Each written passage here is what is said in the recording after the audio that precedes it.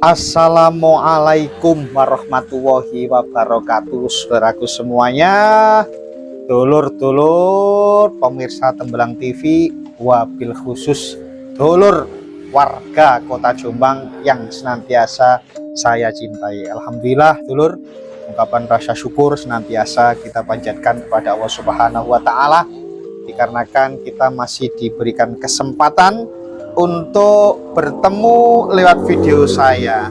Nikmat sehat, nikmat kesempatan, nikmat iman, hendaknya tetap kita syukuri bersama.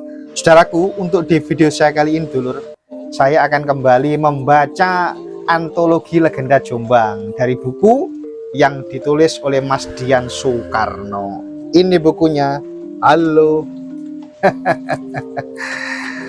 Saudaraku, untuk di video saya kali ini, saya akan membaca antologi legenda Jombang, sebuah legenda tentang asal-usul nama desa Mojo Tresno, Kecamatan Mojo Agung.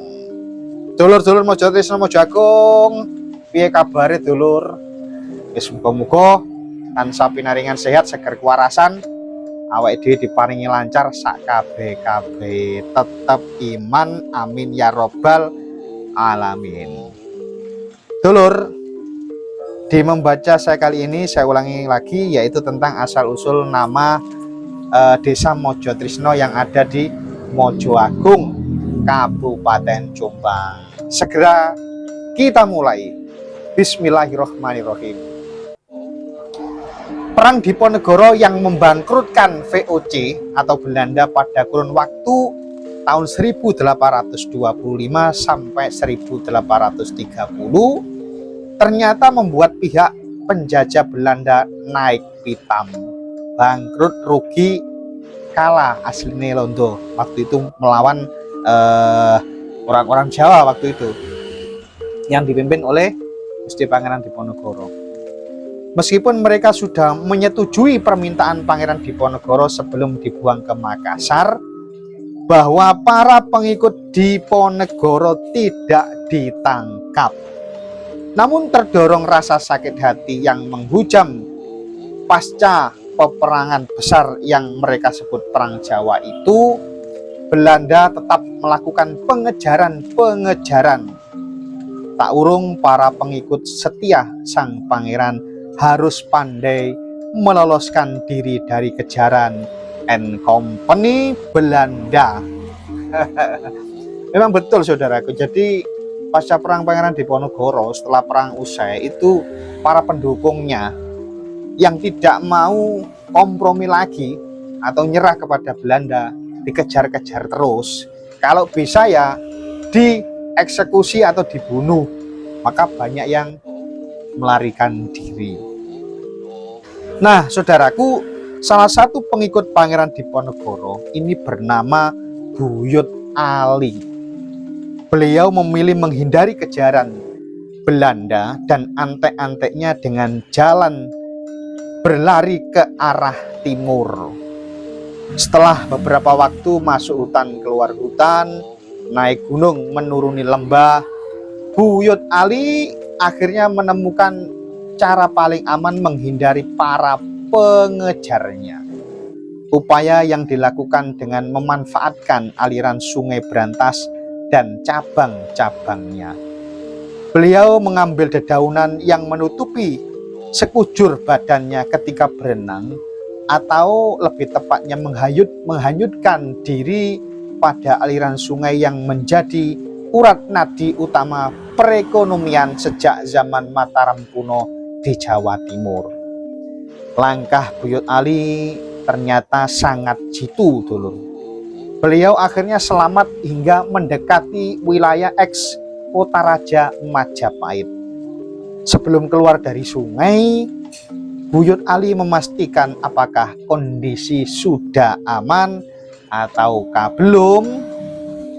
Setelah cukup yakin tidak ada mata-mata kompeni Belanda, Buyut Ali naik ke atas tanggul sungai. Setiba di seberang sungai, Buyut Ali mendapati pohon maja atau wit mojo. Kini beliau semakin yakin telah memasuki pusaran kerajaan besar Nusantara, yaitu Majapahit. Konon dari berita yang berkembang hingga ke Jawa Tengah bahwa para pendekar Mataram akan cebar atau badar, artinya akan lenyap kesaktian yang dimiliki begitu melewati Kali Gunting sebagai bekas kanal Majapahit. Agar tidak mengalami nasib naas, maka Buyut Ali menunggu beberapa saat di sebelah barat Kali Gunting. Setelah sekian lama menunggu, akhirnya Buyut Ali mendapatkan jawaban.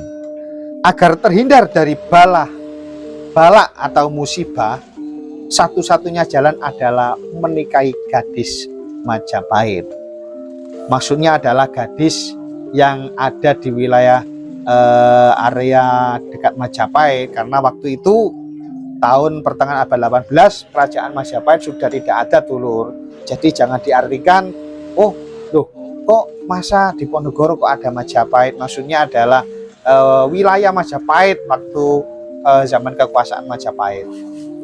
Sehingga pengaruh magis Kali Gunting tidak mempengaruhi kesaktiannya. Jadi Buyut Ali berusaha ingin menikahi gadis yang ada di tempat itu. Maka beliau akhirnya memutuskan untuk menikah dengan perempuan setempat. Buyut Ali dan keluarga barunya menjadi cikal bakal desa baru tersebut. Untuk memberi tetenger atau penanda atas jasa Buyut Ali, maka desa tempat Buyut Ali tinggal diberi nama Mojo Trisno, Kecamatan Mojo Agung, rek. Karena pertama kali Buyut Ali menemukan buah maja atau buah mojo, dan tak lama sesudahnya menemukan jodohnya. Dalam bahasa setempat mendapatkan Trisno alias cinta, sehingga dinamakan desa itu Mojo Trisno. Alhamdulillah dulur, itulah asal usul nama dusun atau desa Mojo Trisno. Yen sampean guru ngerti lapo kok dijenengno Mojo Trisno, kumang ceritane dulur. Dan wawancara dengan Bapak Herlisna Virismax Putra, Kepala Desa Mojo Trisno, pada tanggal 26 Februari tahun 2013. Jadi narasumbernya cerita ini adalah Bapak Kepala Desa Mojo Trisno, yaitu Bapak Herlisna Virismax Putra. Ngono dulur ceritane dulur. Jadi saya ulangi sekali lagi, memang di Jombang ini sebenarnya banyak waktu itu rombongan dari laskar atau prajurit Diponegoro yang berasal dari Jawa Tengah yang lari hijrah ke Jawa Timur, khususnya ke Jombang, untuk menghindari pengejaran Belanda. Dan kadang-kadang setelah nyampe di tempat tujuan kemudian bertempat tinggal di situ, itu kadang-kadang merahasiakan identitasnya. Dan ciri-ciri dari penderek Diponegoro ketika menempati tempat ini memang insya Allah bisa dilihat. Kalau yang notabene-nya atau yang berlatar belakang kiai atau santri rata-rata ini waktu itu mengajarkan ngaji, awalnya datang membuat langgar atau musola panggung, kemudian di dekatnya musola itu biasanya ditanami pohon sawo, terus kemudian ada juga yang ditanami salak sekelilingnya, ya mungkin untuk menghindari pantauan Belanda. Tapi kalau pohon sawo itu memang candi atau benderanya dari Laskar Diponegoro, karena dari kata-kata sawu, rapatkan barisan, tetap merapatkan barisan walau berada di tempat tempat hijrahnya atau tempat pelarian, karena mungkin waktu itu sewaktu-waktu akan mengadakan perlawanan lagi terhadap kompeni Belanda dan membuat tanda-tanda ketika di depan rumahnya atau di depan pemusolanya atau area halamannya ada pohon sawo, berarti memang itu adalah sama-sama Laskar Diponegoro. Begitu saudaraku. Wes, mudah-mudahan apa yang saya sampaikan manfaat, kena kanggo cerita, sing nomor loro kena kanggo hiburan dulur. Soalnya awake dhewe nek mengenang sejarah cerita itu kan biasanya kita agak bisa mengikuti, karena saya sendiri juga kalau ada orang cerita itu seneng rungokno, seneng mendengarkan.